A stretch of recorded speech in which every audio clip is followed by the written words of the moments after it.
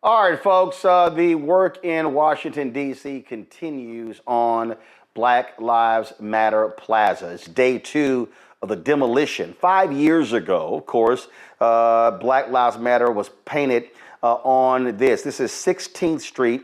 It is the street that actually leads up to Lafayette Park that dead ends into the White House. Well, Republicans demanded that this be demolished or they were going to cut transportation funds for the for Washington, D.C. Well, guess what? In their continuing resolution, they still want to cut $1 billion from the budget of D.C.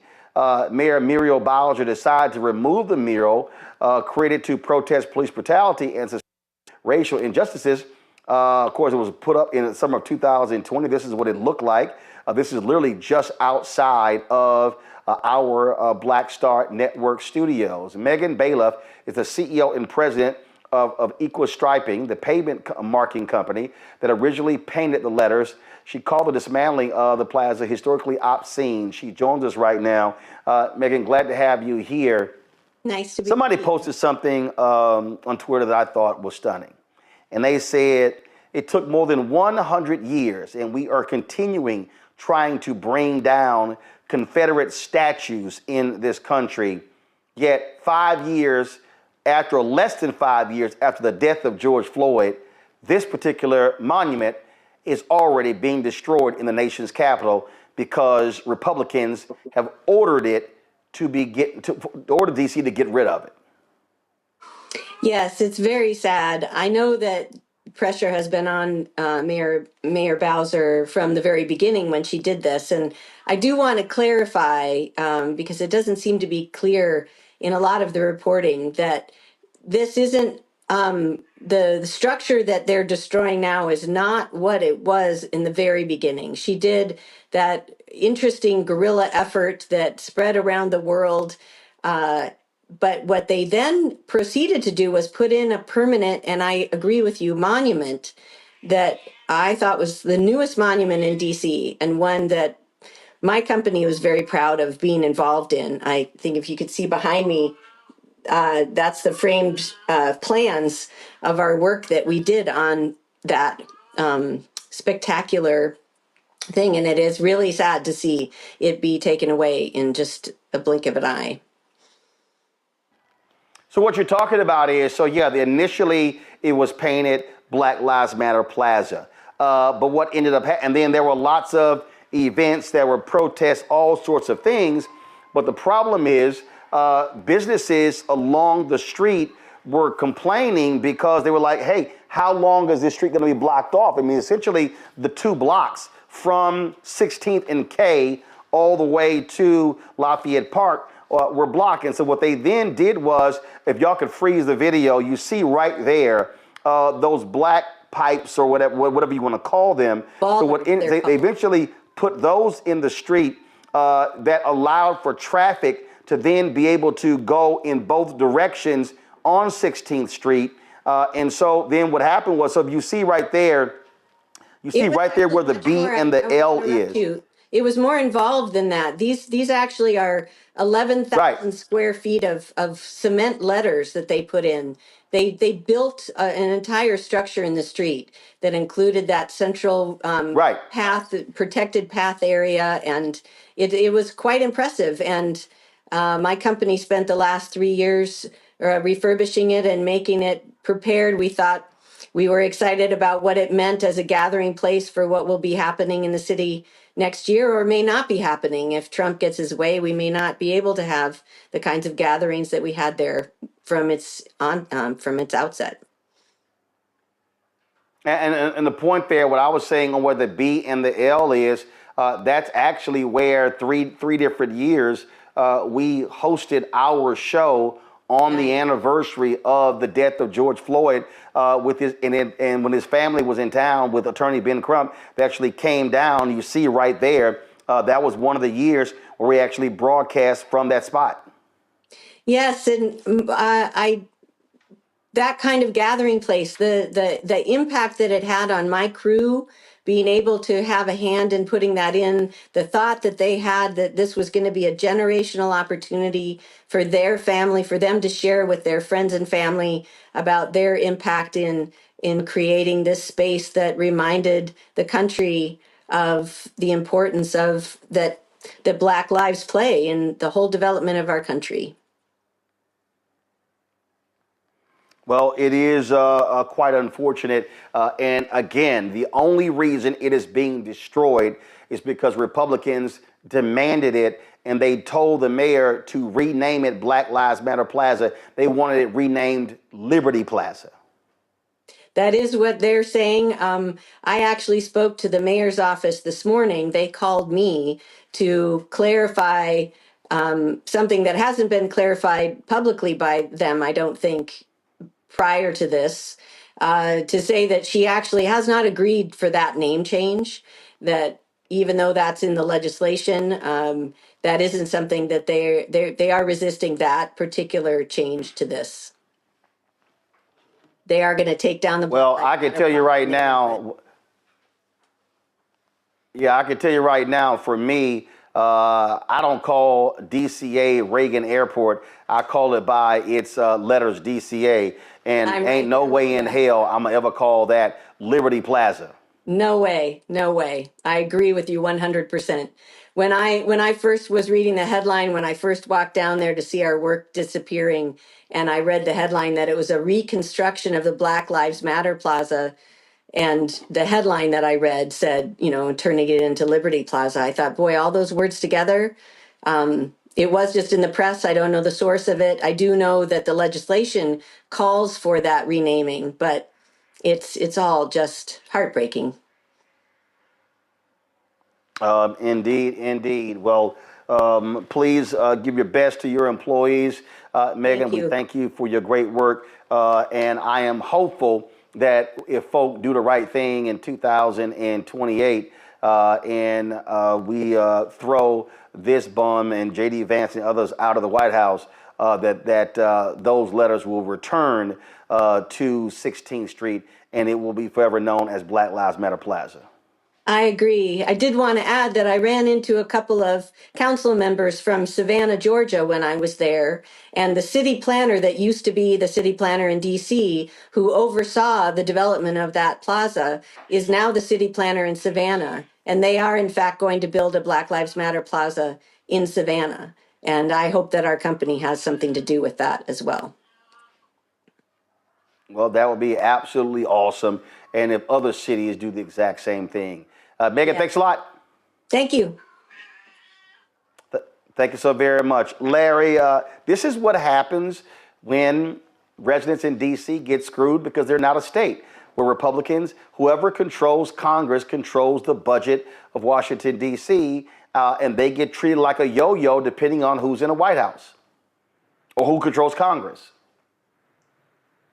Yeah, and Mustafa and I both worked on the Hill. We've seen this numerous times in terms of, like you said, yo-yo back and forth, depending if it's a Democratic or Republican administration. Obviously, the DC appropriations, the government, a government oversight committee, et cetera, that has oversight over what happens in logistics and funding in DC. But Roland, this, people describe these efforts as kind of anti-DEI as an umbrella. My argument is these are really pro Jim Crow efforts, and we should really, in terms of how we communicate it, describe it as that, because they were Yep. trying to reverse every single, accomplishment, recognition of the struggle, the successes of Black folks in America. And for those individuals who supported this administration, and any of these individuals, I know we talked a lot about that White House event, Black History Month event a couple weeks ago. It is actually despicable. And I mean, I believe our ancestors have to be turning over their graves, because how could you support an administration that is clearly anti-Black and has done everything it possibly do to erase, and like I said, any of the successes or challenges that Black folks have faced? Listen, the murder of George Floyd was not just a national issue. It was an international movement in terms of people throughout the country, obviously throughout the diaspora, but folks in throughout the world who are standing with people of African descent and saying, the disproportionate rate at which Black folks are killed is not acceptable. But how the tides have turned over the last couple of years. And once again, this is similar to what we see in history in the United States, the Red Summer of 1919 and other places where you've seen white resentment as a result of what is appearance of Black progress. But we have to continue to stay steadfast against this, Roland. This is unacceptable. And once again, this is another attempt of erasure in terms of Black folks in America. Well, that's exactly what it is. It is absolutely, positively anti-Black, Randy. I don't think that we could deny that there is an absolute attack on us. And even things like, this this monument, which we see it as, they want to wipe it out. And we need to focus on that. We need to take it seriously because we are at defense right now. We're not playing offense, we're playing defense. They want to act as if our contributions don't exist. They're wiping out any trace of any history that we've had to this country. And they want anything that reminds us of where we are, that we have to remind people that our lives do matter. They want it taken away. So, I mean, the hate is palpable. It's not something that we can deny anymore. And I think it's good that we have this warning, though. I think that it is a call for us to unite, that we don't have time to play around. We don't have time to be against one another. We need to rely on media sources like yours because this is all we've got. I just think it's just very, very clear. As I'm in DC with you and I've seen the destruction of this happening. It to me symbolizes kind of, if people weren't getting it before, now they have a visual representation of what's happening. People are very clear about how they feel about us. And we need to act in kind and not act in the way they necessarily want us to, because I do believe that they want us to get out in these streets and protest and so he can enact martial law. I really do believe that is what's going on. But I believe that we need to react by planning and becoming stronger and unifying as a people. Well, but here's the deal, though. Folk have to, we talk about stay woke. They got to, frankly, wake the hell up, Mustafa. This is what happens when you sit at home. This is what happens when you don't vote. This is what happens when you whine and complain, oh, Democrats aren't doing this, aren't doing that. Well, we know damn well what Democrats in this case were doing and Republicans want to have done. And so I hope all of these people who were just sitting here just running their mouths and trashing Vice President Kamala Harris now realize there is a real difference between a Harris administration and a Trump-Musk administration. Yeah, all that is facts. And hopefully folks are waking up. It's amazing how we wake up and then we are lulled back to sleep. It's interesting because Black Lives Matter was about remembrance, right? And inside of that remembrance was actually about how when people come together and reclaim their power, how they can make change happen. That doesn't mean that everything gets answered, but it does show folks that it is possible to begin the journey toward the North Star that many of us have often talked about. And that scares those folks who have been oppressors and are used to being able to do, say, and control folks. So the visual of Black Lives Matter, caused them a lot of consternation. It caused them fear because they realized that when Black and brown folks and indigenous folks and other types of allies come together, that we can actually move things in this country. There's still a lot of work that needs to happen.